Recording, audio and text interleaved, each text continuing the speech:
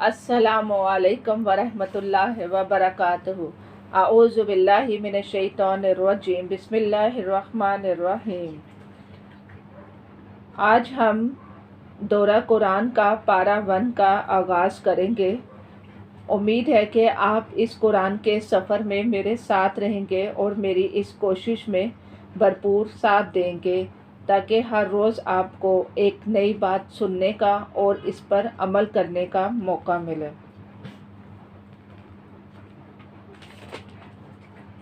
बिस्मिल्लाहिर्रहमानिर्रहीम। अल्हम्दुलिल्लाहि रब्बिल आलमीन अर्रहमानिर्रहीम मालिकि यौमिद्दीन इय्याका नअबुदु व इय्याका नस्तईन इहदिनस सिरातल मुस्तकीम सिरातल लज़ीना अनअमता अलैहिम गैरिल मग़ज़ूबि अलैहिम वलद्दालीन आमीन। कुरान का जो है वो आगाज़ सूरतुल फातिहा से होता है। इससे पहले मैं आपको कुरान की अहमियत और उसके फ़जीलत के बारे में बताना चाहती हूँ कि जो लोग अल्लाह की किताब की तलावत करते हैं, यानी इसको तजवीद के साथ पढ़ते हैं और इसको सीखते हैं और अपने घरों में जो है वो सिखाते हैं, तो इनको फ़ौरन अल्लाह सुब्हाना ताला क्या जज़ा देते हैं। इन पर सकीनत तारी हो जाती है और फरिश्ते इनको ढांप लेते हैं और इनका ज़िक्र अल्लाह सुब्हाना ताला अपने पास मौजूद फरिश्तों में करता है। क्योंकि एक हदीस है जिसका मफ़हूम ये है कि अल्लाह सुब्हाना ताला के फरिश्ते ज़मीन में इस मजलिस को जो है वो ढूंढते रहते हैं जहाँ पर अल्लाह का ज़िक्र हो रहा होता है। तो जब उसको पा लेते हैं तो इनके पास आकर बैठते हैं और इनको अपने परों से डांप देते हैं, यहाँ तक कि इनके पर आसमाने दुनिया के से फरिश्तों के पर जो है वो भर जाते हैं।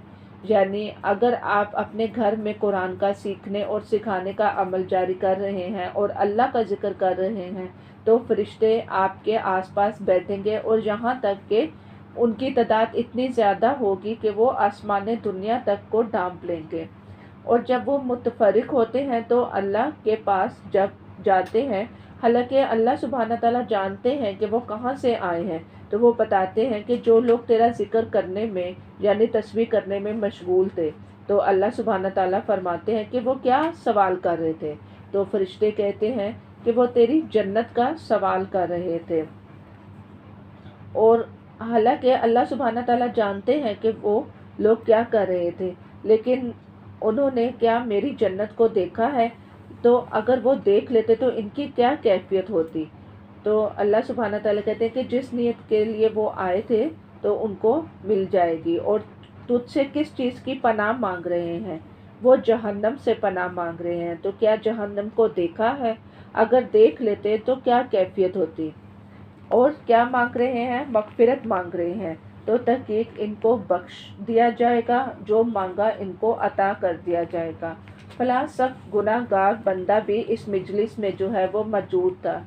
यानी फरिश्ते जो हैं वो अल्लाह ताला को कहते हैं कि इस मजलिस में तो एक गुनाहगार बंदा भी आया था, हालांकि इसका कोई इरादा या नीयत नहीं थी कुरान सीखने की। तो अल्लाह सुब्हाना ताला फरमाते हैं कि ये मेरी मजलिस ऐसी है और इसकी सोहबत जो है वो ऐसी है कि इस पर अल्लाह की रहमत बरसती है, तो इन सबको बख्श दिया जाएगा। कुरान का आगाज़ सूरतुल फातिहा से होता है। इब्ने अब्बास से रवायत है कि जिब्राईल अलैहिस्सलाम नबी करीम सल्लल्लाहु अलैहि वसल्लम के पास बैठे हुए थे कि अचानक आसमान से दरवाज़े की आवाज़ आई। फरिश्ता आसमान से ज़मीन पर आया और आप सल्लल्लाहु अलैहि वसल्लम को 2 तोहफे मिले, यानी सूरतुल फातिहा का और सूरतुल बकरा की आखिरी आयत का। कुरान ने खुद सूरतुल फातिहा की जो है वो तारीफ़ की है और इसको सबा मसानी कहा है।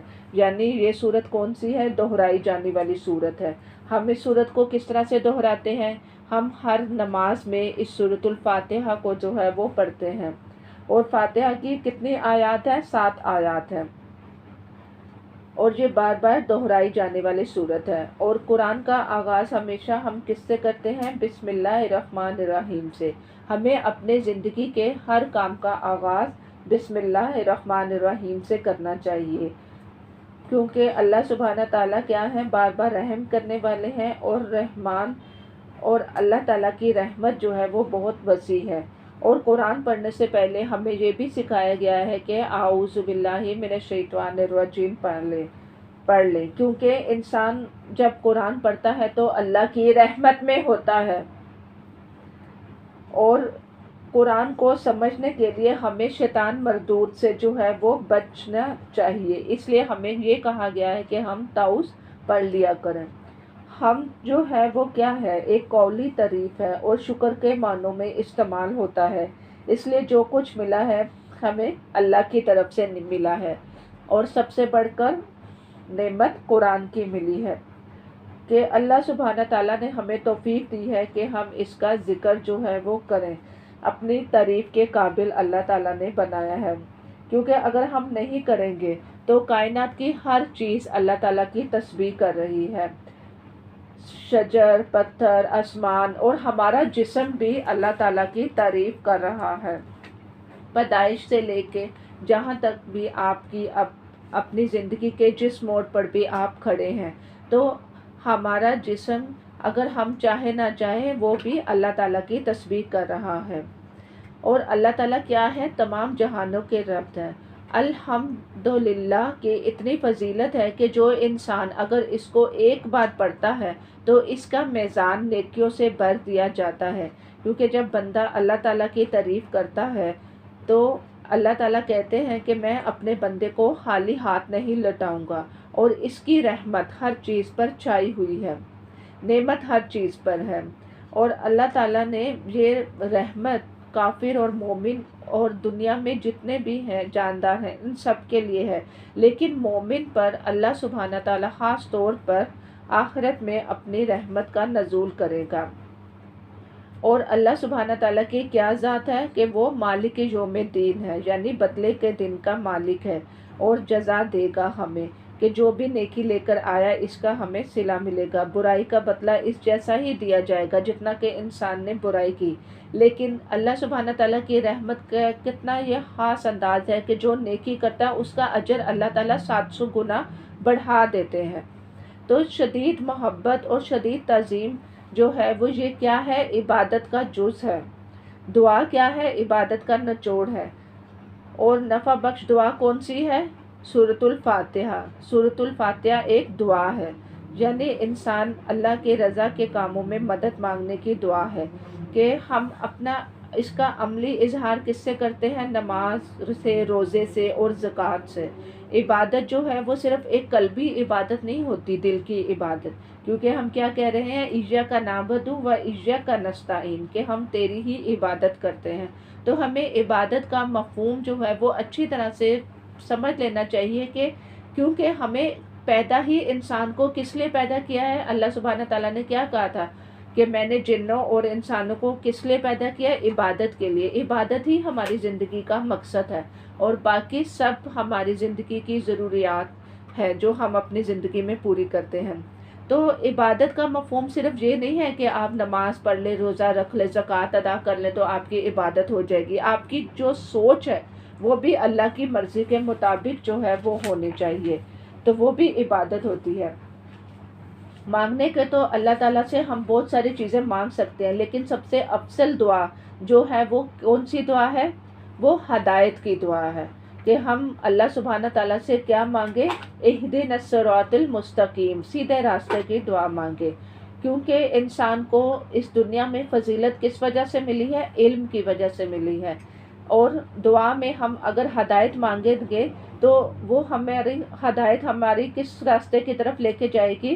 حضرت علی نے کیا فرمایا تھا کہ انسان کو جب دعا جو ہے وہ مانگے تو ہدایت کی دعا جو ہے وہ مانگے، کیونکہ ہدایت کا راستہ جو ہے وہ انسان کو جنت کے راستے کی طرف لے جاتا ہے۔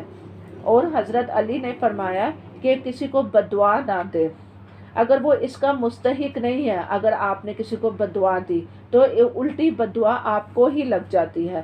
تو ہمیشہ انسان کو سیدھے راستے کی اور ہدایت کی دعا مانگنی چاہیے جو انسان کو جنت کی طرف لے جائے، کیونکہ ہم خود ہی کہہ رہے ہیں کہ اللہ تعالیٰ سیدھا راستہ جو ہے وہ کون سا ہے، جن پر تو نے انعام فرمایا، صراط الذین انعمت علیہم، انعام کن پہ فرمایا؟ یعنی پہلے تو آپ صلی اللہ علیہ وسلم اور جتنے بھی انبیاء تھے وہ تو دنیا سے گزر گئے، اس کے بعد امت مسلمہ ہے اور صدیقین جو سچے لوگ ہیں، جو شہید ہیں، جو صالحین ہیں، جو انہی کے نقش قدم پر چل رہے ہیں، تو ہمیں بھی انہی کے راستے پر چلائیں، اور ہم پر ان لوگوں پر ہمیں شامل نہ کر جو ان پر غضب تم نے کیا، اور جو گمراہ لوگ تھے ان کا راستہ ہم کو نہ دکھا، ان لوگوں سے بچا جن پر تیرا غضب نازل ہوا ہے۔ کون سے غضب نازل ہوا؟ یہود اور نصارہ، کیونکہ ان کے پاس علم جو ہے وہ آ گیا تھا، لیکن علم آنے کے بعد انہوں نے کیا کیا؟ عمل نہیں کیا۔ تو اصل چیز کیا ہے؟ عمل، کیونکہ قرآن مجید میں بار بار آتا ہے یا ایھا الذین آمنوا وعملوا الصالحات، کہ جو ایمان لائے گا، نیک عمل کرے گا، اس کو ہی جنت جو ہے وہ ملے گی، اور وہ ہی جنت کا کیا کہتے ہیں مستحق ہوگا۔ عمل جو ہے وہ بنیاد ہے جنت کی۔ تو جو بھٹک گئے ہیں تو ان کا راستہ بھی ہمیں نہ دکھائے، یعنی جن کو پتہ ہی نہیں کہ وہ دنیا میں کیوں آئے ہیں، دنیا کا کیا مقصد ہے، ہماری زندگی کس لیے بنی ہے، وہ سب ایسے ہی دنیا سے آئے ہیں اور ایسے ہی دنیا سے چلے جائیں گے بغیر جانے، کیونکہ قرآن میں کیا آتا ہے کہ جو قرآن کو پڑھتا نہیں ہے، سمجھتا نہیں ہے، تو وہ قیامت والے دن اندھا ہو کر اٹھایا جائے گا، اور وہ کہے گا اے اللہ تو نے مجھے اندھا کیوں اٹھایا؟ تو اللہ تعالیٰ کہیں گے کہ میں نے تمہیں دنیا میں دیکھنے کی قوت دی تھی۔ تو ہماری دیکھنے کی قوت کا مقصد یہ نہیں ہے کہ ہم صرف دنیا کی زینت کو دیکھیں یا اچھے اچھے کھانے پینے کو دیکھیں، ہمیں اللہ تعالیٰ نے دیکھنے کا ایک مقصد دیا کہ ہم اس کے ذریعے سے قرآن کو جو ہے وہ سمجھیں اور اپنے زندگی میں عمل میں لائیں۔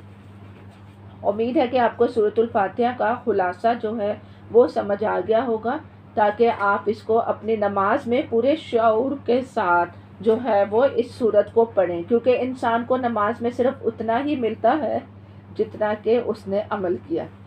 اب ہم آتے ہیں سورۃ البقرہ کی طرف۔ سورۃ البقرہ جو ہے وہ مدنی سورت ہے، اور اس کو پڑھنا باعث برکت بھی ہے، اور اس کو نہ پڑھنا باعث حسرت ہے، اور جس گھر میں سورۃ البقرہ پڑھی جاتی ہے وہاں سے شیاطین بھاگ جاتے ہیں، اور آپ صلی اللہ علیہ وسلم نے کہا ہے کہ اپنے گھروں کو قبرستان نہ بناؤ، کیونکہ جس گھر میں سورۃ البقرہ نہیں پڑھی جاتی تو وہ گھر کیا ہے؟ وہ ایک قسم کا قبرستان ہے، جس گھر میں قرآن ہی نہیں پڑھا جاتا۔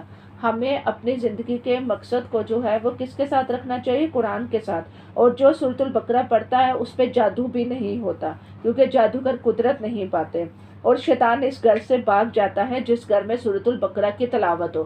اس لیے ضرور کوشش کریں کہ اپنے دن میں کوئی سورۃ البقرہ کی چلو آخری 2 آیتیں ہیں وہ ہر روز پڑھ لیں، کہ سورۃ البقرہ کی پہلی 5 آیتیں ہیں وہ پڑھ لیں، تاکہ آپ کے ایک روٹین میں ہو کہ آپ نے سورۃ البقرہ کا کچھ حصہ اپنے گھر میں جو ہے وہ پڑھا ہے، اور کیونکہ اس کا نہ پڑھنا کیا ہے؟ باعث حسرت ہے۔ بسم اللہ الرحمن الرحیم، الف لام میم، یہ اللہ کی کتاب ہے، اس میں کوئی شک نہیں، ہدایت ہے ان پرہیزگار لوگوں کے لیے جو غیب پر ایمان لاتے ہیں، نماز قائم کرتے ہیں، اور جو رزق ہم نے ان کو دیا ہے اس میں سے خرچ کرتے ہیں، اور جو کتاب تم پر نازل کی گئی ہے یعنی قرآن، اور جو کتابیں تم سے پہلے نازل کی گئی ہیں ان سب پر ایمان لاتے ہیں، آخرت پر یقین رکھتے ہیں، ایسے لوگ اپنے رب کی طرف سے راہ راست پر ہیں اور وہی فلاح پانے والے ہیں۔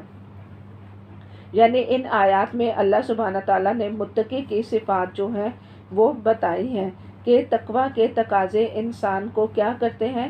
وہ اس چیز کو ماننے پر جو ہے وہ مجبور کر دیتے ہیں جو کہ نبی کریم صلی اللہ علیہ وآلہ وسلم نے نازل کی ہے۔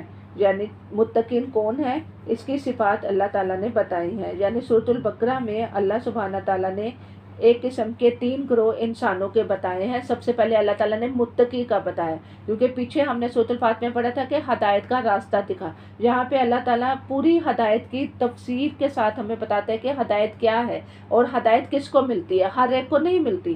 کس کو ملتی ہے؟ خدن للمتقین، متقی کو ملتی ہے۔ جو متقی کون ہوتا ہے؟ جس کے دل میں اللہ کا ڈر ہوتا ہے، اور اس کی کیا صفات ہے؟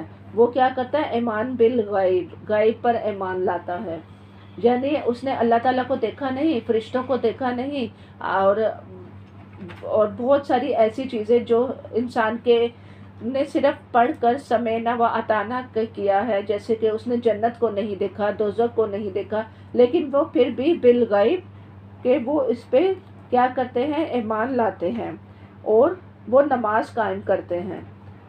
यानी उनकी ज़िंदगी का मकसद जो है वो क्या है, नमाज को वो तरजीह देते हैं और रिस्क जो हमने इसमें से हज किया है उसमें से हज करते हैं। यानी जो रिस्क में सिर्फ इंसान के माल या रुपया पैसा नहीं आता, बल्कि इसमें इंसान की कोई भी सलाहियत हो या इसका कोई भी इल्म हो जो जिससे उसको ये हो कि मेरे इस इल्म से लोगों को फ़ायदा पहुंचेगा, तो वो भी सिर्फ अपनी ज़ात तक नहीं रखते बल्कि वो दूसरों पर भी हज करते हैं। और ईमान का लफ्ज़ के साथ आखिरत के लिए ये एक बहुत खूबसूरत बात आती है कि वो आखिरत पर यकीन रखते हैं। यकीन की कैफियत, हमें अल्लाह ताला से ये दुआ मांगना चाहिए कि अल्लाह ताला हमारा आखिरत पर यकीन हो, हमारा यकीन और ईमान जो है वो बढ़ा दे। तो इसलिए हमें हमेशा अल्लाह ताला से यकीन और आफ़ियत की दुआ मांगनी चाहिए। तो ये लोग कौन है, इनके बारे में अल्लाह ताला ने साफ बता दिया है कि ये लोग उलाइका अला हुदम मिन रब्बिहिम, अपने रब की तरफ से हदायत पर हैं और यही लोग फलाह पाने वाले हैं। फलाह क्या है, कामयाब होने वाले हैं। अब अल्लाह सुब्हान ताला काफरों का जिक्र कर रहे हैं कि बाज़ लोग क्या हैं, जिन लोगों ने इन बातों को तस्लीम करने से इनकार कर दिया, यानी जो ईमान ही नहीं लाते तो हवा तुम इनको डराओ या ना डराओ, वो ईमान नहीं लाने वाले। यानी हक को जानने के बाद वो क्या करेंगे, इसका इनकार कर देंगे और गुनाहों की कसरत से हक का इनकार कर देते हैं। ये किनकी सिफात है, काफिर की सिफात है। और इनकी आंखों पर पर्दा पड़ गया है वो सख्त सजा के मुस्तहिक हैं। इसके बाद अल्लाह सुब्हान ताला मुनाफिक का गिरोह बताते हैं। मुनाफिक का गिरोह जो है ये बीच का गिरोह है, जो ज़ुबान से इनकार तो नहीं करते, इकरार करते हैं, लेकिन फितरत से ये झूठे हैं और अमली ज़िंदगी भी जो है वो इनकी दिल की अक्कासी नहीं करती। इनके दिलों में नफाक की बीमारी है, जो झूठ बोलते हैं और फसाद को इस्लाह का नाम देते हैं और सहाबा को बेवकूफ़ का नाम देते हैं। जैसे आजकल के दौर में अगर कोई लड़की अबाया पहने या फिर अगर वो नमाज़ें पढ़े या सर पे दुपट्टा ले ले तो इसको क्या कहेंगे, तुम तो बेवकूफ़ हो, तुम्हें तो आजकल के ट्रेंड का नहीं पता, तुम तो फैशन की दुनिया को ही नहीं जानती। तो ये अल्लाह ताला बता रहे हैं कि ये कोई आज के दौर में नहीं हो रहा, ये हमेशा से होता चला आ रहा है कि वो मुनाफिक की क्या सिफात है कि वो सहाबा को भी बेवकूफ़ का नाम देते थे और शैतान के साथ होते थे। इस्लाम पर अमल करने वालों का मजाक उड़ाना ये किसकी है, मुनाफिकत की निशानी है। आप अपने आप को इस पर रख कर देखें कि मैं किस में हूँ, क्योंकि अल्लाह ताला ने 3 ग्रोहों का जिक्र किया, मुत्तकी का और काफिरों का और अब मुनाफिकों का। तो क्या मेरे अंदर ये सिफात तो नहीं, क्या मैं किसी का मजाक तो नहीं उड़ाती, जो कोई इस्लाम के असूलों पर अमल कर रहा होता है। जो अहमकों की जन्नत में ये रहते हैं और इनके बुरे अमल खुशनुमा बना दिए गए हैं। और इनको अल्लाह ताला ने ये कहा है कि क़यामत में क्या होगा, इनकी रोशनी ख़त्म हो जाएगी। यानी उम्मीद के बाद इंसान की अगर रोशनी ख़त्म हो जाए तो कितनी बड़ी मायूसी है। यानी ईमान लाने के बाद ये अंधेरे में चले गए हैं। आग से क्या मुराद है यहाँ पर, यानी इस्लाम की रोशनी। यानी हमें हमेशा अल्लाह ताला से कल्बी नूर की दुआ मांगनी चाहिए। दीन पर अमल करने से अगर दुनिया में नुकसान उनको उठाना पड़ता है तो वो क्या करते हैं, दीन को छोड़ देते हैं। और ये लोग सुम्मुन बुकमुन उमयुन हैं, यानी हदायत की बात सुनते हैं लेकिन हदायत नहीं पाते और कानों से आवाज़ को टकरा के वापस चले जाती है और दिल के अंदर नहीं जाती और ये हक़ को नहीं देख पाते। हक़ की निशानियाँ तो पूरे आसमान और ज़मीन पे बिखरी पड़ी हैं, लेकिन ये ईमान की तरफ नहीं लौटते। और इसके बाद अल्लाह सुब्हान ताला आसमान की बारिश का जो है वो ज़िक्र करते हैं कि आसमान की बारिश से मुराद क्या है, इस्लाम के अहकामात हैं। जब इस्लाम के अहकामात आते हैं, यानी हम यहाँ पे किसकी सिफात पढ़ रहे हैं, मुनाफिक की। अपने आप को बार बार चेक करें तो क्या हमारे अंदर ये मुनाफिक की सिफात तो नहीं। तो जब इस्लाम के अहकामात आते हैं तो उनको डर लगता है, इंसान ऐसे भाग जाता है जैसे कि वो मौत से भागता है। तो क्या उसको बचा सकते हैं जब या आसमान या ज़मीन جب انسان کا موت کا وقت آ جائے گا اور موت کا فرشتہ جو ہے وہ اس کو آ کے پکڑ کر لے جائے گا تو اس کا تو واپسی کا کوئی راستہ ہی نہیں۔ اور اس سے مراد کہ جب روشنی آتی ہے تو اس پہ چل پڑتے ہیں، اور جب رک جاتی ہے تو یہ بھی رک جاتے ہیں۔ تو یعنی آسان حکم آتا ہے، یعنی ایسا حکم اسلام کا جو بہت آسان ہو تو اس کو عمل کرنے میں ان کی دنیا کا کوئی نقصان نہ پڑے، تو اس طرف وہ یہ چل پڑتے ہیں۔ لیکن اللہ تعالیٰ کیا کرتا ہے، ان کے ہدایت کے اسباب چھین لیتا ہے۔ ہر شخص قول و فعل میں تضاد رکھتا ہے، تو اللہ تعالیٰ سے دعا مانگنی چاہیے کہ ہمیں منافقت کے طرز عمل سے بچا۔ یعنی اب اللہ تعالیٰ نے سورۃ البقرہ میں 3 گروہوں کا ذکر کرنے کے بعد متقی کا، کافروں کا اور منافقوں کا کرنے کے بعد عبادت کا ذکر کیا ہے۔ کیا کہا ہے کہ لوگوں، یا ایھا الناس اعبدوا ربکم الذی خلقکم والذین من قبلکم لعلکم تتقون، لوگوں بندگی اختیار کرو اپنے اس رب کی جو تمہارا اور تم سے پہلے جو لوگ گزر چکے ہیں ان سب کا خالق ہے، تمہارے بچنے کی کوئی صورت ہو۔ یعنی اب اللہ تعالیٰ عبادت کا حکم دے رہے ہیں۔ یعنی اب آپ کو اب سمجھ آ رہی ہوگی کہ اللہ سبحانہ تعالیٰ پہلے سپارے میں کیا کیا ہمیں بتا رہے ہیں۔ ہم اس میں دورہ قرآن کا مقصد ہی یہ ہے کہ ہم قرآن سے جو ہے وہ گزریں گے اور ہر سپارے کا ایک خلاصہ آپ کے سامنے آئے گا کہ اس میں اللہ سبحانہ تعالیٰ نے ہمیں کیا کہا ہے۔ کیونکہ قرآن کا ایک مقصد کیا ہے، قرآن کو سمجھ کے پڑھنا، کیونکہ جب تک ہم قرآن کو سمجھ کے نہیں پڑھیں گے تو ہمارے عمل نہیں بدلیں گے۔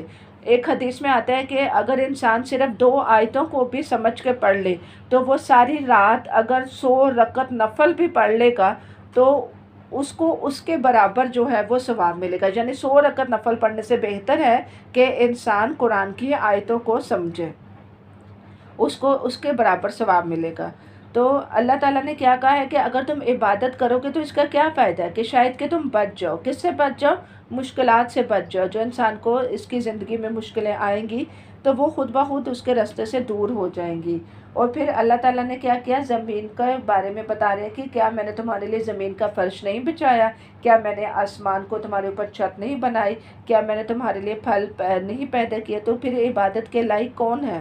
عبادت کے لیے قرآن پڑھنے کی ضرورت ہے تاکہ ہمیں پتہ چلے کہ ہمارا رب کیا چاہتا ہے۔ ہم سب کو اللہ تعالیٰ کی معرفت جو ہے وہ ہونی چاہیے۔ جتنا ہم اللہ تعالیٰ کو پہچانیں گے اتنی ہماری عبادت جو ہے میں جو ہے وہ خشوع آئے گا۔ عبادت کا ذکر کرنے کے بعد اللہ تعالیٰ کیا کہتے ہیں، چیلنج کرتے ہیں۔ کس بات میں چیلنج کرتے ہیں؟ کہ اگر تمہیں اس قرآن میں جو ہے وہ شک ہے جو میں نے اپنے بندے پر اتاری ہے تو تم اس کی مانند صورت بنا لو اور جتنے بھی تمہارے معبود ہیں ان سب کو اکٹھا کر لو، لیکن تم کوئی قرآن جیسی صورت نہیں بنا سکو گے۔ تو اس کا انجام کیا ہے؟ آگ ہے۔ اور آگ کیا ہے کہ اللہ سبحانہ تعالیٰ نے کہا ہے کہ ڈرو اس آگ سے جس کا ایندھن بنیں گے انسان اور پتھر۔ یعنی تحقیق سے بھی یہ ثابت ہوا ہے کہ انسان کے اندر ایسی چیزیں ہیں جیسے کیلشیم ہے، فاسفورس ہے اور دوسری جتنی بھی چیزیں ہیں وہ ایسی چیزیں ہیں جو آگ کو بھڑکاتی ہیں۔ تو انسان کے اس سے انسان کو سوچنا چاہیے کہ مجھے جو ہے وہ کیا کرنا چاہیے، ایسے عمل کرنے چاہیے جس سے میں جہنم کا ایندھن نہ بنوں۔ اس کے بعد اللہ سبحانہ تعالیٰ جنت کا ذکر کرتے ہیں کہ جو لوگ ایمان لاتے ہیں اور نیک عمل کرتے ہیں تو ان کو کیا کرو، خوشخبری سنا دو ایسے باغ کی جس کے نیچے نہریں بہہ رہی ہوں گی اور ان کے پھل ہوں گے جو کہ دنیا کے پھل سے ملتے جلتے ہوں گے اور پاک صاف بیویاں ہوں گی۔ یعنی عمل صالحہ کیا ہے؟ ہم قرآن میں اتنی بار پڑھتے ہیں کہ عمل صالحہ کرو، نیک عمل کرو، نیک عمل کرو، تو ہمیں پتہ ہونا چاہیے کہ نیک عمل کیا ہے، جس میں انسان کا پاس اس کا علم ہونا چاہیے، اس کی اچھی نیت ہونی چاہیے، صبر ہونا چاہیے، اخلاص ہونا چاہیے، کیونکہ قرآن عظیم کتاب ہے اور اللہ بندوں سے ایسی زبان میں بات کرتا ہے جو بندے کو سمجھ آ جائے۔ اب اللہ سبحانہ تعالیٰ مچھر کا ذکر کرتے ہیں کہ مچھر مادہ یا اس سے اوپر، یعنی مچھر کے اوپر کیا ہوتا ہے، ایک جون جیسا کیڑا ہوتا ہے بہت ہی چھوٹا جو انسان کو نظر نہیں آتا، یہ ہمارے رب کی طرف سے ہے۔ تو اللہ سبحانہ تعالیٰ کہتے ہیں کہ میں مچھر کی مثال بھی بیان کرنے سے شرماتا نہیں ہوں، کیونکہ ایک اگر مچھر والی مثال سے کیا ہوتا ہے، ایمان والوں کی کیا حالت ہوتی ہے کہ ان کا ایمان بڑھ جاتا ہے، اور گمراہ لوگ کیا ہوتے ہیں، وہ جو فاسق ہوتے ہیں ان کا اس میں سے حجت بازی نکالتے ہیں۔ پھر ہمیں اپنے رب سے کیا قلب سلیم مانگنا چاہیے کہ اللہ ہمیں اپنے دل کے ٹیڑھا پن سے جو ہے وہ بچائے، کیونکہ اللہ تعالیٰ فاسقوں کو ہدایت نہیں دیتا۔ فاسق کون ہوتے ہیں؟ اس کے بعد اللہ تعالیٰ فاسق کے بارے میں بتاتے ہیں کہ فاسق وہ ہوتے ہیں جو عہد کو توڑتے ہیں، جو پکا کرنے کے بعد عہد کو توڑ دیتے ہیں، جو رشتہ داروں کو توڑ دیتے ہیں۔ حالانکہ صلہ رحمی کیا ہے؟ صلہ رحمی ہوتی ہے اپنے رشتہ داروں کا خیال رکھنا، اپنے ارد گرد کے لوگوں کا خیال رکھنا۔ اس سے انسان کے عمر میں اور رزق میں اضافہ ہوتا ہے۔ رشتہ داروں سے اچھا سلوک کرنا، اگر آپ کے ساتھ کوئی برا سلوک بھی کر رہا ہے تو بھی آپ اس کے ساتھ اچھا سلوک کریں۔ اور انسان جو ہے وہ کیا ہے، اور اللہ تعالیٰ نے یہ بھی بتایا کہ مومن جو ہے وہ بد اخلاق نہیں ہوتا۔ اس کے بعد اللہ تعالیٰ نے انسان کی زندگی کی حقیقت کے بارے میں جو ہے وہ بتایا ہے کہ تم کیا تھے، یعنی تم ایک مردہ تھے، پھر تمہیں مردہ سے زندگی دی، پھر زندگی سے پھر تمہیں مردہ دیا، اور پھر دوبارہ زندگی دی۔ یعنی مردہ کا کیا کیفیت، یعنی جب ہم اس دنیا میں نہیں آئے تھے تو ہمیں کیا تھا، کچھ نہیں معلوم کہ ہم کہاں تھے، تو وہ ہماری کیا کیفیت تھی، موت والی کیفیت تھی۔ پھر اللہ تعالیٰ نے ہمیں زندگی دی، یعنی دنیا کی زندگی۔ اس کے بعد اللہ تعالیٰ ہمیں موت دیں گے، دنیا میں موت دیں گے، اور پھر اس کے بعد دوبارہ قیامت والے دن زندہ کریں گے اور ہم ہمیشہ کے سفر کی طرف جائیں گے۔ یعنی اللہ ہمیں یہ بتا رہا ہے کہ انسان ایک حالت میں نہیں رہتا۔ جیسے کہ انسان پیدا ہوتا ہے، بچپن میں سے جوانی کی طرف آتا ہے، جوانی سے بڑھاپے کی طرف آتا ہے، پھر بڑھاپے سے وہ قبر میں چلا جاتا ہے۔ تو اللہ تعالیٰ کہہ رہے ہیں کہ انسان کی یہ سٹیجز جو ہیں وہ دنیا میں آئیں گی، تو انسان کو اس وقتی دنیا کی طرف جو ہے وہ کی کوششوں میں نہیں لگنا چاہیے، اور آخرت کی کامیابی کی طرف جو ہے وہ دیکھنا چاہیے کہ انسان خود اپنے آپ کو دیکھے۔ ہم میں سے اتنے اچھے لوگ، اچھی فیملیز کے لوگ بھی ہوتے ہیں، لیکن باوجود کوشش کے وہ اپنے بڑھاپے کو جو ہے وہ نہیں چھپا سکتے، اور بعض ایسی بیماریاں آتی ہیں جس میں انسان بے بس ہوتا ہے۔ پھر اللہ سبحانہ تعالیٰ آدم علیہ السلام کی تخلیق کا ذکر کرتے ہیں کہ انسان کا آغاز کس طرح سے ہوا، کیونکہ ہر انسان کے دل میں یہ سوال اٹھتا ہے کہ وہ کون تھا، وہ کہاں سے آیا تھا اور کب تک ہے۔ اور اللہ تعالیٰ نے زمین میں خلیفہ بنانے پر فرشتوں نے کیا کیا تھا، اعتراض کیا تھا کہ کیا ہم عبادت کے لیے کافی نہیں، انسان کو پیدا کرنے کے پیچھے کیا حکمت تھی۔ اللہ تعالیٰ نے حضرت آدم علیہ السلام کو نام سکھائے تھے۔ تو ایک علم جو ہے وہ ایک بہت بڑی نعمت ہے، انسان کی عزت بھی علم میں ہے، یعنی علم سے ہی انسان اشرف المخلوقات ہے۔ تو فرشتوں نے کیا کہا تھا کہ تو پاک ہے۔ جب آدم علیہ السلام نے نام سارے سنا دیے تو فرشتوں نے کہا کہ ہم تو صرف اتنا ہی جانتے ہیں جتنا تو نے ہمیں سکھا دیا، کیونکہ فرشتوں کی خوراک کیا ہے، تسبیح۔ وہ صرف اتنا ہی جانتے ہیں جتنا اللہ تعالیٰ نے ان کو سکھا دیا۔ پھر اللہ سبحانہ تعالیٰ حضرت آدم علیہ السلام کا جو ہے وہ ذکر کرتے ہیں کہ جب فرشتوں نے سے کہا تھا کہ سجدہ کرو تو سب نے سجدہ کیا تھا، لیکن ابلیس نے جو ہے وہ نہیں کیا تھا۔ اور پھر حضرت آدم علیہ السلام اور اس کی بیوی کو کیا کہا تھا کہ جنت میں جو ہے وہ رہو۔ تو اصل میں انسان کو اللہ تعالیٰ نے زمین کے لیے ہی پیدا کیا تھا، جنت میں اس کو صرف ایک امتحان کے لیے بھیجا تھا۔ تو نافرمانی اگر انسان کرے گا تو اس کو جنت نہیں ملے گی۔ تو آدم علیہ السلام نے کیا کیا تھا، اپنے اس لقمہ جو انہوں نے کھایا تھا جس میں اس کو شیطان نے پھسلایا تھا، تو معافی مانگی، تو اللہ تعالیٰ نے کیا کیا، ان کی توبہ جو ہے وہ قبول کر لی۔ اور توبہ کی توفیق بھی اللہ تعالیٰ کی طرف سے ہی آتی ہے۔ اور حضرت آدم علیہ السلام کو اللہ تعالیٰ نے کیا کہا کہ زمین میں اتر جاؤ، اور زمین میں اتر کر ساتھ ہی اللہ تعالیٰ نے کہا کہ تم نے اس ہدایت کی پیروی کرنی ہے۔ ہدایت کیا؟ قرآن کی پیروی کرنی ہے۔ صرف یہ قرآن جو ہے یہ صرف ہمارے لیے یا امت مسلمان کے لیے نہیں آیا، اللہ تعالیٰ نے جب سے یہ دنیا بنی ہے تب سے ہی ہدایت کا سامان انسانوں کے لیے پیدا کیا ہے۔ جیسے کہ حضرت عیسیٰ علیہ السلام پہ تورات اتاری، حضرت عیسیٰ علیہ السلام پر انجیل اتاری، حضرت موسیٰ علیہ السلام پہ تورات اتاری، اور اسی طرح سے ہر نبی اپنی شریعت کو لے کر آیا۔ اور اس کا فائدہ کیا ہے کہ انسان کو کوئی خوف نہیں ہوگا، کوئی غم نہیں ہوگا جو اس ہدایت کی پیروی کرے گا، اور جو اس کو جھٹلائے گا تو اس کا ٹھکانہ کیا ہے، آگ۔ کیونکہ اصل میں یہ سورت جو ہے سورۃ البقرہ جو ہے وہ مدینہ میں نازل ہوئی تھی، اور بنی اسرائیل جو تھے وہ یہودی بھی مدینہ میں تھے۔ آپ صلی اللہ علیہ وسلم کو بھی بنی اسماعیل میں ہی بھیجا گیا تھا۔ تو اب اللہ تعالیٰ اب کس کا ذکر کرے؟ بنی اسرائیل کا۔ یعنی اب آپ کو سمجھ آ گئی ہوگی کہ پہلے سپارے میں اللہ تعالیٰ نے سٹیپ بائی سٹیپ کس کس چیز کا ذکر کیا۔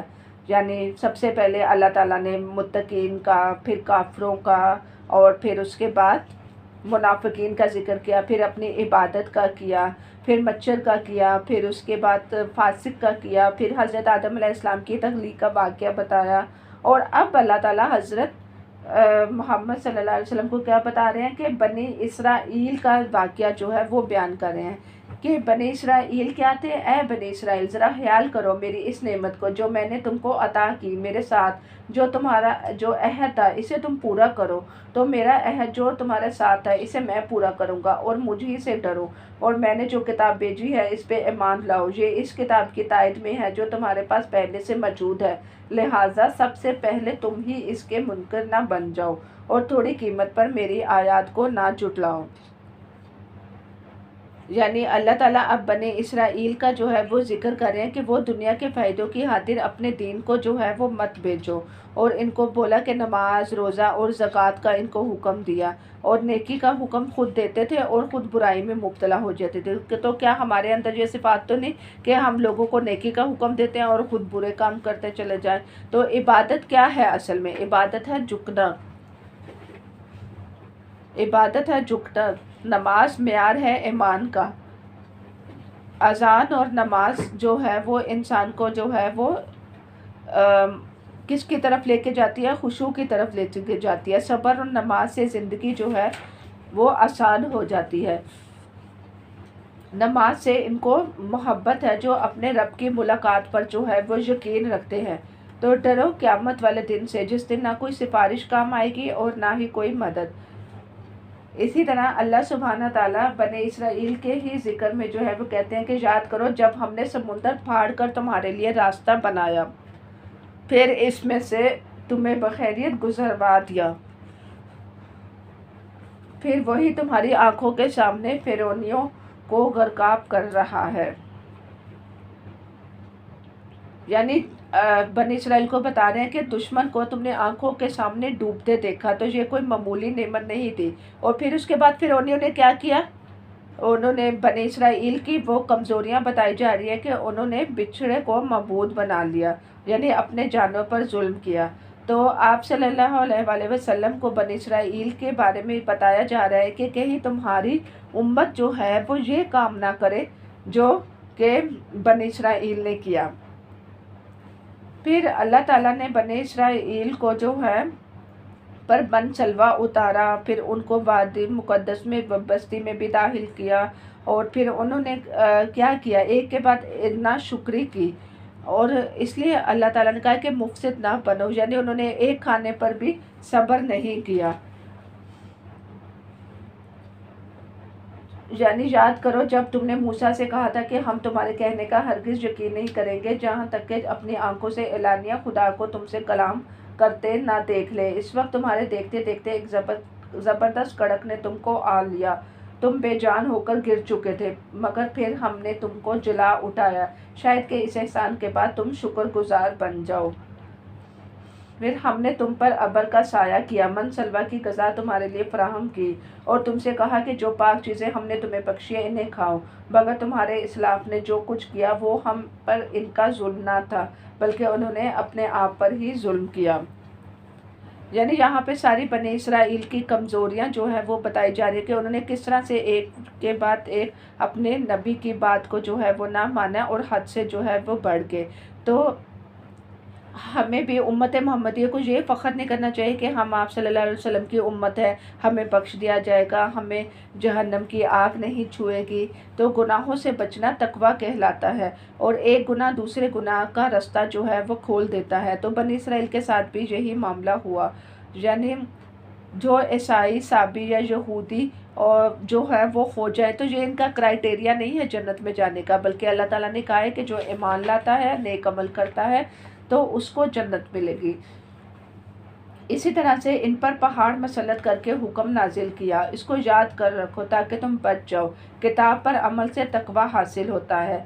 अल्लाह की रहमत से बनी इसराइल को बचाया, उनको नेक अमल का मौका भी दिया। इसी तरह हमें भी बहुत सारे ज़िंदगी में ऐसे मौके पर गुनाहों से बचने का मौका मिलता है और हम दीन की तरफ पलट आएँ, ताकि हमारे अंदर क्या पैदा हो, अतायत का जज्बा पैदा हो। इसी तरह से अल्लाह ताला हफ्ते वाले दिन की ज़्यादती का जिक्र करता है कि उन्होंने क्या किया था। हफ्ते वाले दिन जो चालें चली थी और अल्लाह ताला को धोखा दिया था, तो इसकी सज़ा में अल्लाह ताला ने उनको क्या किया था, जब उन्होंने सब्त का कानून तोड़ा था तो हमने इनको कह दिया था कि बंदर हो जाओ, इस हाल में रहो कि हर तरफ से तुम पर धत्कार पड़े। कहते हैं कि ये जब हफ्ते वाले दिन का पर इन्होंने जब चालें चली थी मछलियाँ पकड़ने के लिए तो इनको ऐसी इबरतनाक सज़ा मिली थी कि ये बंदर बन गए थे और ये अपने आप को शीशे में देख के चीखते थे और 3 दिन के बाद ही ये कौम ख़त्म हो गई थी। तो आजकल के दौर पे भी क्या हम ऐसी चालें तो नहीं चलते जिसमें हम हीला साजी करते हों। और इसी तरह से गाय का वाक़या आ रहा है कि हज़रत मूसा अलैहिस्सलाम को जब हुक्म हुआ था कि गाय ज़िबा करो, तो उन्होंने किस तरह से हुज्जतबाजी करके एक सवाल के बाद दूसरा सवाल किया था और मजाक उड़ाया था। तो बनी इसराइल पर हुज्जत का असर क्या था उन पर। बनी इसराइल पर असल में फ़िरौनियों की गुलामी में ये बहुत ज़्यादा रहे थे, इसलिए इनके अंदर अबूदियत का जज्बा बहुत ज़्यादा था। और ये सवाल हज़रत मूसा अलैहिस्सलाम से इसलिए कर रहे थे ताकि हुक्म टल जाए और हमें गाय ज़िबा ना करनी पड़े। तो आप अलैहिस्सलाम दुआ करें, खुद दुआ ना करें। यानी हज़रत मूसा अलैहिस्सलाम को कह रहे हैं कि आप हमारे लिए दुआ करें, हम दुआ ना करें। तो बनी इसराइल ने भी यही कहा कि आप अलैहिस्सलाम दुआ करें। सुनते ही हमें क्या कर लेना चाहिए, मान लेना चाहिए कि समेअना व अताअना। तो हमें किसकी पैरवी करनी चाहिए, सहाबा की या बनी इसराइल की। यानी वो कहते हैं कि गाय गहरे जर्द रंग की है। मूसा अलैहिस्सलाम भी जो है वो उकताए नहीं थे सवाल करने पर कि वो दागदार होगी या नहीं होगी, यानी हुज्जतबाजी कर रहे थे।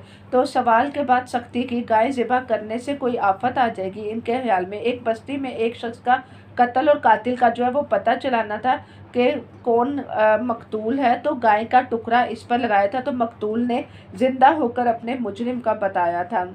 तो ज़िबा जो है ये बाइसे रहमत हो गई थी इनके लिए। तो इसके बाद अल्लाह सुब्हाना ताला ने दिल का जिक्र किया है कि इंसान के दिल की मिसाल किससे दी है, पत्थर से दी है। कि बाज़ पत्थर सख्त होते हैं और बाज़ जो हैं वो ऐसे होते हैं जिनसे नहरें फूटती है। नहरें फूटने से मुराद क्या है, यानी उनसे हैर फूटती है। तो हमें अपने दिल का मुआयना करना चाहिए कि हमारा दिल क्या है, हमारे दिल से हैर फूटती है क्या, हम लोगों के फ़ायदे के साथ जो है वो जीते हैं। और बाज़ पत्थर ऐसे होते हैं जिनमें क्रैक पड़ जाती है और हैर खुद ब खुद बाहर आ जाती है। और बाज़ ऐसे होते हैं जो अल्लाह की हैसियत से कांपते हैं। तो गुनाहों से तौबा करनी चाहिए। इंसान की ज़िंदगी क्या है, एक पानी की तरह है, उसको इंसान को अपनी ज़िंदगी में हैर बांटनी चाहिए ताकि इसके दिल से जो है वो शर ना फूटे। और हमें कोशिश करनी चाहिए कि हम अपने घरों में भी हैर का माहौल जो है वो पैदा करें, क्योंकि अल्लाह से बढ़कर हमें किसी की मोहब्बत जो है वो नहीं करनी चाहिए। बनी इसराइल भी जो थे वो क्या थे, उनको भी एक उम्मीद थी कि वो मान जाएंगे, लेकिन किताब का इल्म उन्होंने नहीं रखा। तो वो क्या थी, जाहिलियत होती है किताब का इल्म ना रखना, क्योंकि इल्म की बुनियाद जो है वो क्या होती है, गुमान होता है। और बनी इसराइल यही कहते थे कि हमें दोज़ख की आग सिर्फ चंद दिन छुएगी और उसके बाद हम जन्नत में चले जाएंगे। तो ये अल्लाह ताला कहते हैं कि ये आग वाले हैं और इसमें हमेशा रहेंगे। अल्लाह सुब्हाना ताला बार बार जिक्र करे कि ईमान और अमल सालिह वाले ही जन्नत में रहेंगे, क्योंकि बनी इसराइल ने पुख्ता अहद किया था और उसके बाद वो अहद से फिर गए थे। तो हमें हमेशा लोगों से अच्छी बात करनी चाहिए, खुश अखलाक़ी का मुज़ाहरा करना चाहिए, सदका करना चाहिए, सलाम करनी चाहिए, ताना नहीं देना चाहिए। क्योंकि सिर्फ अमल सालिया में नमाज, ज़कात या रोज़ा नहीं आता, बल्कि ये आपकी पूरी ज़िंदगी को जो है वो ढांप लेता है। और अल्लाह सुब्हाना ताला से दुआ करनी चाहिए कि हमें नेक अमल की तौफीक भी दे, क्योंकि हम कहीं ऐसा ना हो कि दीन को दुनिया की खातिर जो है वो बेच डालें। और इसी तरह से बनी इसराइल ने जो है वो अनबिया को जो है वो कत्ल किया था علماء کو آج کے دور میں بھی کیا کیا جا رہا ہے؟ قتل کیا جا رہا ہے۔ ان کے طرز عمل سے بچنے کی ضرورت ہے۔ اسی طرح سے نبوت جو ہے وہ آپ صلی اللہ علیہ وسلم کو کیوں دی؟ ایمان صرف اس کو مانیں گے اور جو وہ ہم پر نازل کیا گیا ہے۔ اور قرآن جو ہے وہ کیا کرتا ہے؟ کوئی نئی چیز لے کر نہیں آیا، اور موسیٰ علیہ السلام کے ہوتے ہوئے وہ بچھڑے کی پوجا بھی کرنے جو ہے وہ چلے گئے تھے۔ تو انسان اللہ کا حکم جو ہے وہ نہیں مانتا تو کیا کرتا ہے؟ فتنے میں پڑ جاتا ہے، اور آخرت کا گھر خاص ہے، یعنی موت کے بعد بنی اسرائیل کا عقیدہ کیا تھا کہ ہمیں آخرت کے بعد ایک خاص ٹھکانہ ملے گا۔ دیکھیں آدم علیہ السلام کو صرف ایک لقمے کی وجہ سے جنت میں نکال دیا گیا، اور ابلیس کو صرف ایک سجدے کی وجہ سے۔ تو ایک شخص اگر منہ سے کوئی ایسی بات نکالتا ہے تو جہنم کی 70 سال کی مسافت میں چلا جاتا ہے۔ اس لیے انسان کو ہمیشہ سوچ سمجھ کر بولنا چاہیے۔ تو یہ جو بنی اسرائیل کا طرز عمل بتایا جا رہا ہے کہ وہ ہرگز موت کی تمنا نہیں کریں گے، بلکہ وہ بولیں گے کہ ہمیں اتنی 1000 سال عمر دی جائے دنیا کی محبت کی وجہ سے کہ وہ اس میں جئیں اور دنیا کی لغزشوں میں پڑے رہیں۔ تو ایک مومن جو ہوتا ہے وہ موت سے جو ہے وہ نہیں ڈرتا۔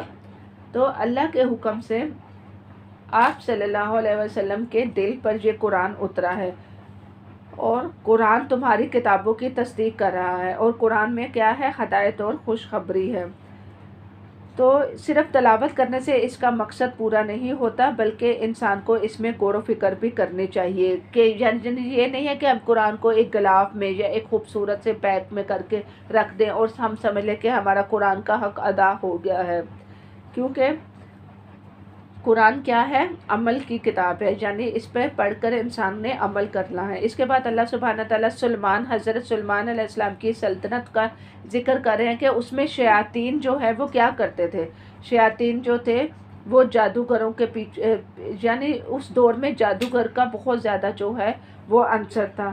ہاروت اور ماروت کے جو ہے وہ پیچھے لگ گئے تھے، اور ہمیں بھی توہمات میں جیتے ہیں، یعنی مسلمانوں میں بھی اب یہ بیماری پائی جاتی ہے آج کل کے حسد کی وجہ سے، جادو کرواتے ہیں اور پھر انسان تکلیف محسوس کرتا ہے۔ تو یہ انسانی فطرت کا حادثہ ہے۔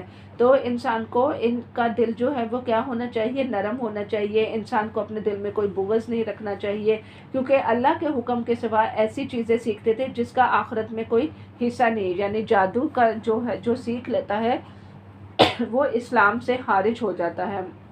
تو اللہ کا ذکر کرنا نہ بھولیں، کیونکہ ہمیں کوئی پتہ نہیں کہ ہمارے آس پاس سے کون لوگ ہیں، کون ہم پہ حسد کر رہے ہیں اور کس کی نظر ہمیں لگ جائے۔ تو انسان کو خاص طور پہ صبح شام کی دعائیں پڑھنی چاہیے، اور تاکہ ایک محفوظ کلا اس کے ارد گرد رہے اور وہ اپنے آپ کو محفوظ سمجھے۔ اسی طرح اللہ سبحانہ تعالیٰ انسان کو قرآن کی تعلیم کے معاملے میں یہ سکھا رہے ہیں کہ تم جو یہودی جو یہ لفظ کہتے تھے رائنا انظر نہ کہو، بلکہ کیا کہو؟ سمعنا و اطعنا کہو۔ پھر اہل ایمان رسول سے سوال جو ہے وہ کرتے تھے، تو جو موسیٰ علیہ السلام سے سوال کیے تھے، تو کہیں ایسا نہ ہو کہ تم کفر تک پہنچ جاؤ۔ تو اللہ تعالیٰ کہتے ہیں کہ جو نیکی بھی تم آگے بھیجو گے تم اس کو اللہ کے ہاں پاؤ گے۔ تمہیں اس کا یقین ہونا چاہیے کہ میں کوئی چھوٹی سی نیکی، حالانکہ کیا آتا ہے کہ فَمَن يَعْمَلْ مِثْقَالَ ذَرَّةٍ خَيْرٍ يَرَهُ، کہ اگر تم کوئی چھوٹی سی نیکی بھی کرو گے تو وہ تم قیامت والے دن دیکھو گے۔ حدیث میں آتا ہے کہ اگر تم نے کوئی گھوڑا پالا ہے اور تم نے اس کو کھانا کھلایا ہے اور اس کے اوپر جو بھی چلا ہے، اس نے جتنے بھی قدم چلے ہیں، ان سب کے آثار بھی تمہاری نیکیوں میں کاؤنٹ ہوں گے۔ تم جس زمین پہ بیٹھے ہوئے ہو، جس زمین پہ تم نے اللہ کا ذکر سنا ہے، یا پھر تم جس زمین پہ بیٹھ کے تم نے کوئی فلم دیکھی ہے، تو وہ زمین بھی تمہاری گواہی دے گی۔ سورۃ یاسین میں کیا آتا ہے کہ ہم اللہ تعالیٰ کہتے ہیں کہ انسان کے جو آثار ہیں وہ بھی لکھ رہے ہیں، ہر چیز لکھی جا رہی ہے، پوری کاؤنٹ ہو رہی ہے انسان کی۔ کیونکہ کیوں ہو رہا ہے یہ سب کچھ؟ کیونکہ اللہ تعالیٰ نے انسان کو بے مقصد پیدا نہیں کیا۔ انسان یہ مت سمجھے کہ وہ اکیلا ہے تو وہ گناہ کرے گا، بلکہ اس کو ہر وقت اللہ تعالیٰ کو حاضر رکھنا چاہیے۔ اور اسی طرح سے اللہ سبحانہ تعالیٰ یہودیوں کا جو ہے وہ ذکر کریں کہ وہ کیا کرتے تھے، اللہ کی مرضی کے مطابق اپنی زندگی نہیں گزارتے تھے۔ دنیا کی رسوائی اور آخرت کی بھلائی کے لیے ہمیں دعا کرنی چاہیے۔ مشرق اور مغرب سب کس کے لیے ہے؟ اللہ تعالیٰ کے لیے۔ اللہ تعالیٰ کی طاقت کیا ہے؟ وہ کہتا ہے کن تو ہو جاتا ہے۔ تو اللہ کی طاقت کا ہم تو علم بھی نہیں رکھ سکتے، تو ہمیں ہمیشہ کیا کرنا چاہیے؟ اللہ کی ہدایت اللہ کی طرف سے ہی آتی ہے۔ تو علم آ جانے کے بعد ہمیں خواہشات کی پیروی نہیں کرنی چاہیے، اور ہمیں یہ بھی نہیں کہنا چاہیے کہ ہم بہت نیک ہیں، کیونکہ نیکی کی توفیق بھی اللہ کے اذن سے ہی ملتی ہے۔ اس کے بعد اللہ سبحانہ تعالیٰ قرآن کا حق بتا رہے ہیں کہ جن لوگوں کو ہم نے کتاب دی تو وہ کتاب کیا کرتی ہے، یعنی کتاب کی تلاوت کریں اور تلاوت کے ساتھ اس کو سمجھیں۔ تو بنی اسرائیل کو بھی کہا جا رہا ہے کہ اس نعمت کو یاد کرو اور اس دن سے ڈرو جس دن کوئی کام نہیں آئے گا۔ اس کے بعد اب اللہ سبحانہ تعالیٰ حضرت ابراہیم علیہ السلام کا ذکر کر رہے ہیں کہ حضرت ابراہیم علیہ السلام نے بیت اللہ کو کھڑا کیا اور مسجد بنائی، اور جو اتنا بڑا کام کر رہے ہیں، اللہ تعالیٰ کا گھر بنا رہے ہیں اور پھر بھی دعا کر رہے ہیں کہ اللہ تعالیٰ میری اس عبادت کو قبول فرما اور میرے اس کام کو قبول فرما، اور ایک رسول بھیج، یعنی میرے میں سے ایک رسول بھیج جو ان کو کتاب کی تعلیم دے، جو ان کا تزکیہ کرے اور ان کی نسلوں میں دین باقی رہے۔ یعنی دیکھیں، آپ اسے اندازہ لگائیں کہ انہوں نے جتنے بھی انبیاء گزرے ہیں، انہوں نے اپنے بچوں کو یہ نہیں کہا کہ تم میرے اس مال میں سے اتنے حصے دار بنو گے، یہ تمہارا شرعی حق ہے۔ سب نے یہ کہا ہے کہ تم مسلمان ہو کے فوت ہونا، اپنے بچوں کو یہ بولا، اور کیا بولا کہ تم دینی تعلیم کا انتظام کرنا، اور پھر یہ کہ میرے نسلوں میں دین باقی رہے۔ اور ہمیں بھی اپنے بچوں کی یہی فکر کرنی چاہیے کہ ہمارے بچے مسلمان رہے، ہماری نسل میں اسلام جو ہے وہ آگے بڑھے۔ اور اپنے ابراہیم علیہ السلام نے بھی اپنے بیٹوں کو یہی وصیت کی تھی کہ مسلمان ہو جاؤ، کیونکہ ان کو یہ پتا تھا کہ اسلام کے بغیر نجات نہیں۔ اور پھر اسلام کے بغیر پھر حضرت یعقوب علیہ السلام نے اپنے بیٹے کو کیا کہا تھا کہ تم مسلم ہو کر مرنا۔ اس طرح حضرت کیا دعا مانگی تھی؟ فاطر السماوات والارض انت ولی فی الدنیا والآخرہ وتوفنی مسلمین، کہ ہمیں مسلمان کی حالت میں فوت کر۔ سب نبی کی یہی خواہش تھی کہ، اور حضرت آسیہ نے کیا دعا مانگی تھی جب فرعون پہ ظلم کرتا تھا کہ ان کے کیل ان کے جسم پہ ٹھونکے جاتے تھے، اور اللہ تعالیٰ ان کو جنت دکھا رہا تھا کہ اللہ مجھے جنت میں اپنے پاس کر دے۔ اللہ سے محبت تھی نا، تو اللہ سے محبت کی وجہ سے اللہ کا قرب مانگے، اللہ سے خاص محبت کا ایک انداز اپنائیں، ایک خالصتاً اللہ کے لیے جیے، تو پھر آپ دیکھیں آپ کی زندگی میں کتنا خشوع آئے گا۔ اور اسی طرح سے جتنے بھی یہ بزرگ تھے یہ سب گزر کے، اب آپ یہ مت سمجھے کہ آپ کی ماں نیک تھی یا آپ کے دادا نیک تھے تو ان کی نیکیوں کا ثواب آپ کو مل جائے گا۔ اللہ تعالیٰ نے کہا یہ ایک قوم تھی گزر گئی، اس کا عمل اس کے لیے اور تمہارا عمل تمہارے لیے۔ تو انسان کو کیا کرنا چاہیے؟ دین مکمل کب ہوتا ہے؟ جب وہ ان سب رسولوں پر ایمان لائے۔ اللہ تعالیٰ اب آخری یعنی پہلے سپارے کی جو آخری آیتیں ہیں ان میں اللہ تعالیٰ کتنا خوبصورت ذکر کرے سبقت اللہ، اللہ کا رنگ۔ کہتے کون ہے جو اللہ کا رنگ چڑھائے گا؟ اللہ کا رنگ کیا ہے؟ دین۔ دین کو اپناؤ، اپنی زندگی جو ہے وہ دین کے طریقے پر جیو، تو پھر کیا ہوگا؟ تمہاری زندگی بہت خوبصورت ہوگی، یعنی ایسی زندگی کہ تمہیں دیکھ کر اللہ یاد آ جائے۔ اور اللہ تعالیٰ کہہ رہے کہ جو امت گزر چکی ہے تو اس کا سوال اس کے ذمے ہے، وہ تم سے نہیں پوچھا جائے گا، اور تم اپنے طرز عمل کو دیکھو، کسی دوسرے سے اس کے عمل کا سوال نہیں کیا جائے گا۔ ہر شخص اپنا بوجھ کیا کرے گا؟ لا تزر وازرۃ وزر اخری، اپنا ہر بوجھ جو ہے اٹھانے والا اپنا بوجھ خود اٹھائے گا، کوئی وہاں پر کسی کا بوجھ نہیں اٹھائے گا، وہاں پہ کوئی حسب و نسب انسان کو جو ہے وہ فائدہ نہیں دے گا۔ امید ہے کہ آپ کو یہ پہلے سپارے کا خلاصہ جو ہے وہ اچھے طریقے سے جو ہے وہ سمجھ آ گیا ہوگا، اور آپ ضرور اپنے لیے اس میں عمل کے اصول نکالیں گے۔ انشاءاللہ ہم کل دوسرا پارہ شروع کرنے سے پہلے سپارے کے نکات کو جو ہے وہ دوبارہ سے جو ہے وہ ریویژن کر کے دیکھیں گے کہ ہم نے اس میں کیا کیا سیکھا۔ وآخر دعوانا ان الحمد للہ رب العالمین، سبحانک اللہم و بحمدک، نشہد ان لا الہ الا اللہ، نستغفرک و نتوب الیک۔